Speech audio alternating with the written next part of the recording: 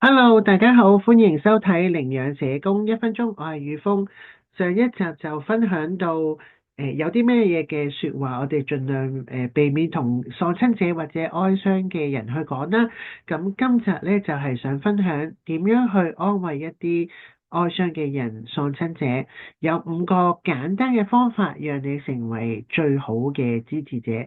記得自己曾經養過一隻貓咪叫做喵豬。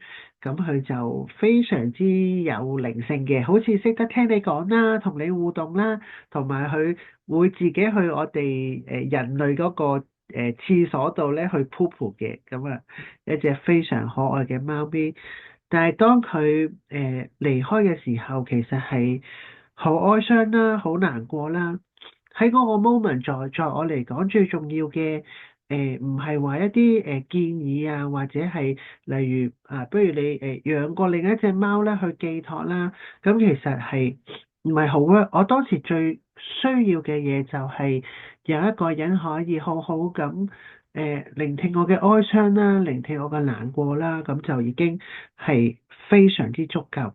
所以第一點就係借一樣嘢，就係借你隻耳仔啦。借你隻耳仔好好去當一個聽眾，去陪伴佢哋就已經非常之足夠噶啦。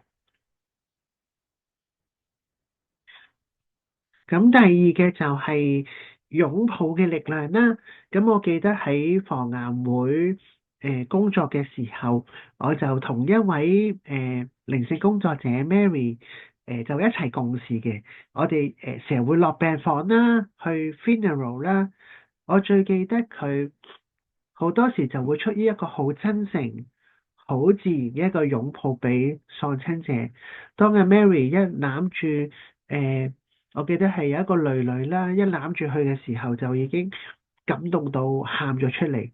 咁關於擁抱咧，背後有住好大嘅意義，就係讓對方啦，允許佢嘅脆弱啦，允許佢嘅難過啦，係一種接納對方嘅一個動作嚟嘅。但係關於擁抱嘅力量咧，都有一樣嘢需要大家注意嘅，就係有關gender 嘅情況啊，就係有關性別啦，就係例如對方可能係女士嘅時候咧，咁你就要好 concern 合唔合適去俾一個擁抱啊咁樣。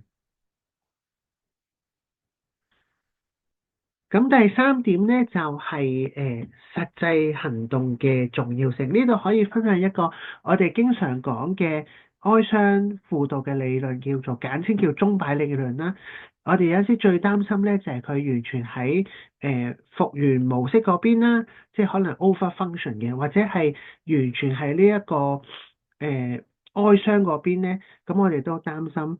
咁舉一個例子就係例如如果有一位年輕嘅丈夫失去咗太太，而佢有一個4歲嘅小朋友，可能佢喺日常生活中已經 function 唔到，冇辦法去照顧嘅小朋友。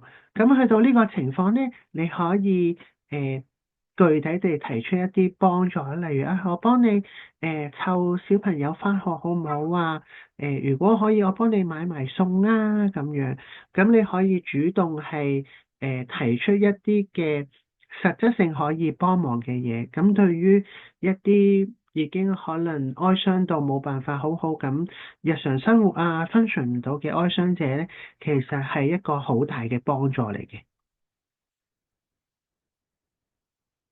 咁另外，有3樣嘢咧，第四點咧就係想分享3樣嘢都其實幾幫到手嘅。咁第一個咧就係捐款紀念咧，好多時候係講緊外國會多啲。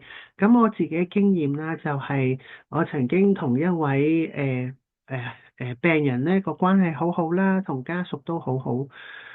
咁佢離世之後咧，我就用咗少少錢啦，為佢做咗一場嘅法事，因為好知道病人嗰個宗教嘅信仰啦、背景啦，亦同呢個病人嘅家人嘅關係好好啊。咁其實屋企人係非常之感謝啦，同埋覺得你為佢做咗一啲功德啊，做咗啲好事啊咁樣。咁呢個要好視乎你同病人之間嘅關係啦，同屋企人之間嘅關係。同埋都會好建議就係你都可以問咗啦，問咗屋企人嘅意願先去做。咁呢一樣嘢係最穩陣嘅，係啦。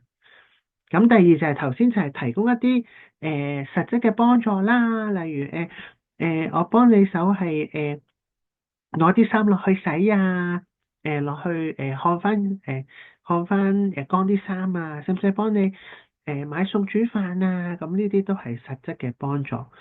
咁另外有句説話都聽落去都舒服嘅，就係即係你而家好難過、好難受，即係我冇辦法想像嘅。但係如果你願意話俾我聽咧，我都好願意、好想聽你講嘅。咁第五咧就係開放式提問嘅力量啦。如果係從 person-centered approach 咧，我哋講緊以人為本嘅角度嘅話，我哋希望嘅就係讓 empower 嗰個喪親者啦，或者將嗰個選擇權啦，或者嗰個主導權啦，交翻俾嗰個喪親者，就係讓佢想講幾多啦，或者係講唔講啦，我哋係予以一個尊重啊咁樣。咁例如我哋有咩可以問咧？就係你而家個心情係點樣樣啊？因為好多時候我哋都好似好怕問呢句説話，因為背後係因為我哋覺得好難去承載佢嘅回應，或者係去接住佢嘅情緒。其實聽佢講就即係讓佢有個出口去表達、去抒發。我哋好好咁聆聽已經好足夠。又或者你而家覺得最難過，讓你覺得最難受嗰樣嘢係乜嘢啊？又或者我哋頭先一路提到啊，有冇啲嘢需要幫手啊？咁樣。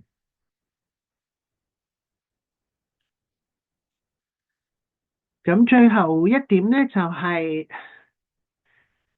對自己寬容啦，因為我知道有啲朋友可能睇完上一條影片，覺得啊死啦，即係咪咩都唔講得啊？好似好難喎咁樣。咁其實係唔容易嘅，係呢個係真實嘅。我記得我初初入職防癌會嘅時候，我同一位病人嘅關係非常之好。咁佢係一個台灣嘅飛機師啦，非常之高大嘅，咁又非常之幽默嘅，所以好快就建立到一個好深刻嘅關係啊咁樣。咁同佢工人姐姐都好熟好 close。我記得佢離世嗰陣時，喺個 funeral，我係冇辦法係去出席佢嘅 funeral，因為我知道自己會頂唔順啊，我知道自己會 overwhelming，所以當時我就做咗個決定，就係我係選擇冇出席嗰個喪禮。咁呢一份係需要勇氣啦，需要勇氣去接納自己嘅限制啦，唔好對自己太過嚴苛啦、苛求啦。咁其實你俾一個 message，去屋企人去關心啊，去慰問啊，其實已經好足夠。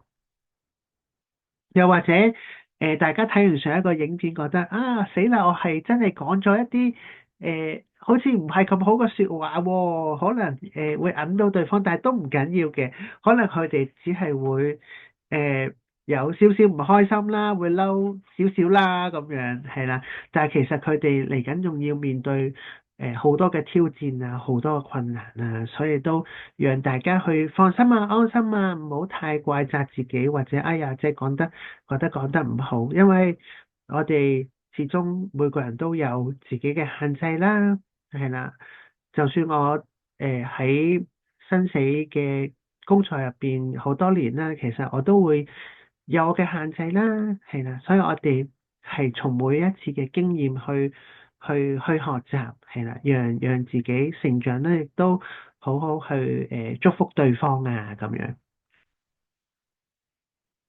咁多謝你收睇領養社工一分鐘呢個 YouTube channel。如果你對我哋嘅資訊有興趣，邀請你免費訂閱我哋呢個頻道，期待下一集再同大家分享。拜拜。